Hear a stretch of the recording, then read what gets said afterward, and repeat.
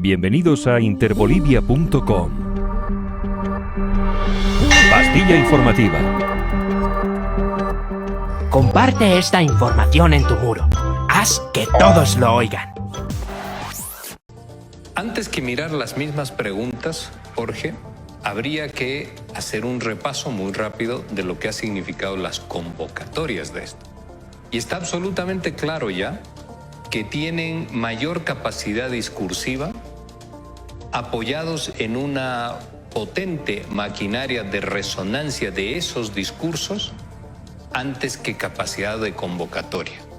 Los cabildos en los 8 departamentos han sido prácticamente por debajo, Jorge, de las 2.000, de las 1.000 y de las 500 personas, dependiendo el lugar. Acá en la ciudad de La Paz, siendo benignos en la apreciación, no superan las 1.500 personas. Y a pesar de ello, existen medios de comunicación que señalan y dicen que se han reunido 20.000 personas, Jorge. Entonces, lo primero que hay que señalar es que tienen mayor capacidad discursiva que convocatoria misma. Número 1. Número 2, el eje del conflicto está sobre, y esto sirve para el análisis político, está sobre la territorialidad donde está focalizada la derecha radical de nuestro país, y esto es la ciudad, no el departamento, la ciudad de Santa Cruz. Allí siguen teniendo la mejor convocatoria, con un cabildo bastante disminuido el día de hoy, pero con una buena convocatoria siempre, porque es el sector que tiene casi como una especialidad en esto. El resto del país es absolutamente marginal. Y el tercer factor ahí, han intentado construir una lógica o una sensación de orden nacional para poderle dar fortaleza, legitimidad y fuerza a todo lo que ellos después quieren implementar, que ya hoy día ha quedado algo develado. Tratar de acortar y abreviar el mandato del presidente Luis Arce Catacora por alguna vía. Hoy han mencionado el revocatorio, pero por alguna otra vía también les es absolutamente seductora la idea de poder avanzar. ¿Cómo recibe el gobierno este tema del revocatorio? ¿Perdón? ¿Cómo recibe el gobierno este tema que se plantea en el 5.1 es que, de la Jorge, pregunta del revocatorio? se pueden decir muchas cosas, pero tú tienes que tener después capacidad de implementar. Si nosotros miramos lo que la movilización del día de hoy, Jorge, y contrastamos con lo ocurrido el día domingo, donde tú tienes 9 horas de un desfile y de una ciudad absolutamente llena, San Francisco, calle Comercio, Plaza Murillo, los alrededores, etcétera, durante 9 horas marchando, en cálculos y en estimaciones por encima del 1.500.000 de personas movilizadas. Entonces, ahí tú tienes básicamente dos lógicas. Si no tienes base social, Jorge, no tienes posibilidades de modificar y de incidir con determinación absoluta sobre la coyuntura nacional. Entonces, hoy han mostrado que sus capacidades de movilización, salvo la ciudad de Santa Cruz, son menores, son residuales, son marginales. Y esto lleva a otro elemento, y que va en lo que tú señalas. Las preguntas no son las mismas, porque el cabildo no es nacional. La lógica de los cabildos no te permite armar cabildos nacionales. No te permite armar cabildos nacionales. Entonces se incorporan las regiones con sus propias necesidades. Y en el conjunto de esas necesidades se distorsiona un mandato único y mayor. Y hay un segundo elemento ahí, Jorge, muy rápido, que en cada una de estas demandas regionales hay miradas de no interés y no compartimentadas con los otros departamentos. Entonces sigue siendo un conflicto anclado en el territorio de la ciudad de Santa Cruz, y no han logrado expandir, porque el diseño conceptual no es bueno, no han logrado expandir al contexto nacional. Ahora, acá hay algo importante que decir, Jorge.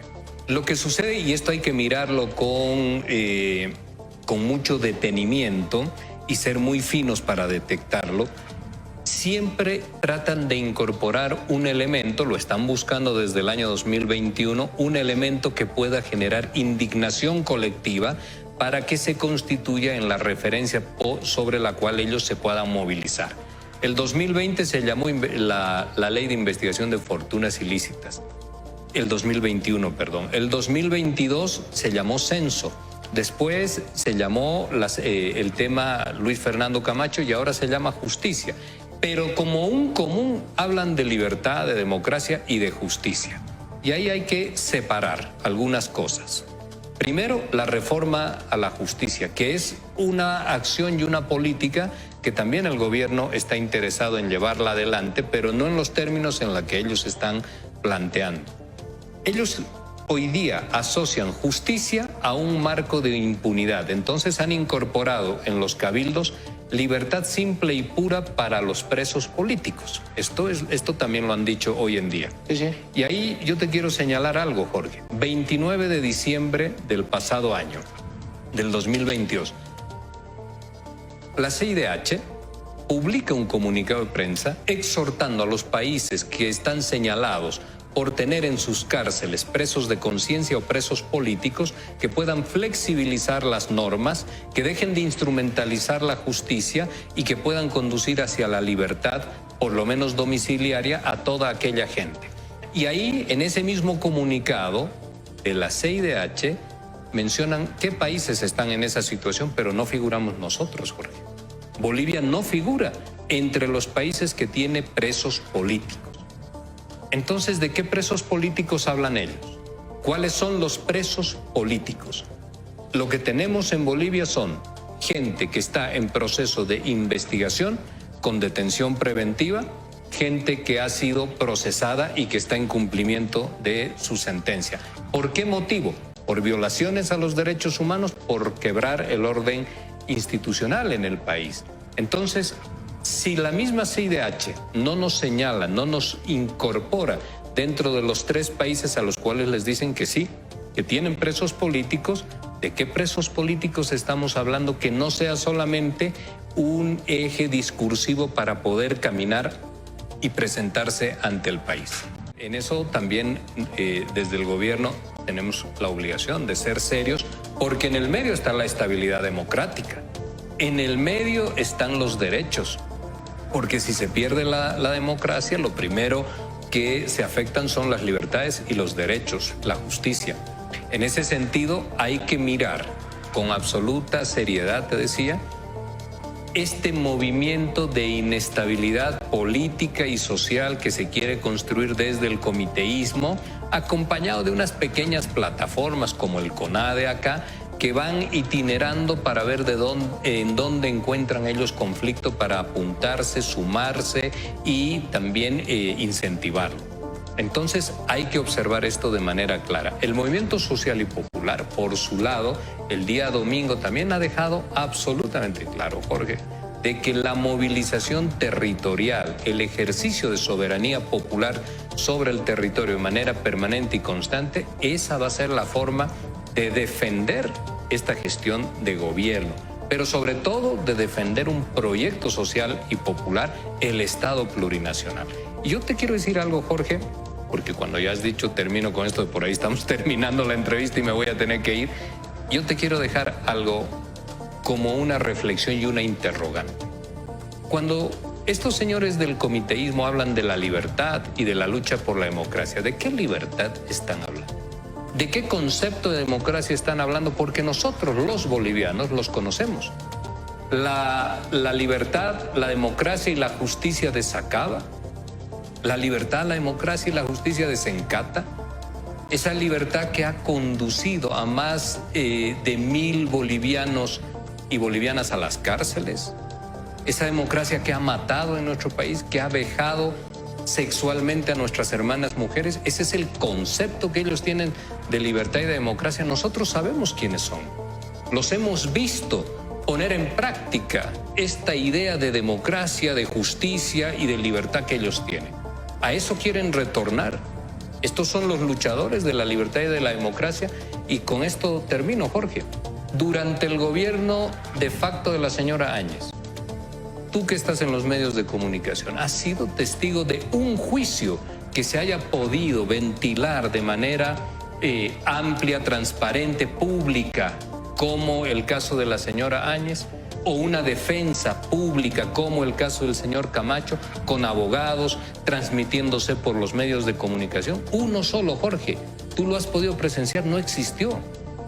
No existió. Y nos hablan estos señores que llevaron a la cárcel a tantos bolivianos y bolivianas, nos hablan de justicia. No hubo un solo juicio público, Jorge. Allá el trámite fue expedito. Detención, cárcel, tortura. El día de ayer yo estaba con un amigo que he conocido, Sandro. Él es riberalteño. Lo agarraron en Riberalta. Lo trajeron a la ciudad de La Paz. Lo tuvieron 30 días en San Pedro acá. Lo derivaron a la carceleta de Trinidad. Lo tuvieron 8 meses. Nunca tuvo juicio, nunca tuvo proceso. Y lo soltaron cuando Luis Arce Catacora y David Choquehuanca ganan las elecciones. Porque ya esos jueces ya imaginaban lo que venía. Jorge, ellos están hablando ahora de lucha por la libertad, por la justicia, por la democracia. Sabemos bien cuál es su concepto y sabemos el peligro que ellos representan para esa democracia, para esa justicia, para esa libertad.